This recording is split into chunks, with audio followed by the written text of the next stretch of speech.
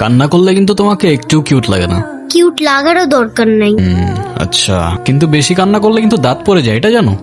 এই একটা তো মনে হচ্ছে পড়েও গেছে। 1 2 3 কই না তো, দাঁত পড়ে নাই। বাংলাতে 3 আর 3 পাইলেই তো 33টা হয়ে যেত। দুধ মজা করে না তো। তুমি জানো এক্সামের দিন কি হয়েছে? টিচার আমাকে বকা দিয়েছে, তাই আমি কিছুই লিখি নাই।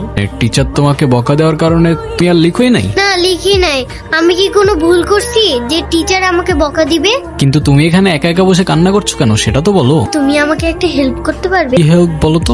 তুমি আমার মার্কশিটে একটু সাইন করে দিতে পারবে? ফ্রেন্ডস। বন্ধু, একটু মিষ্টি মুখ করে নাও।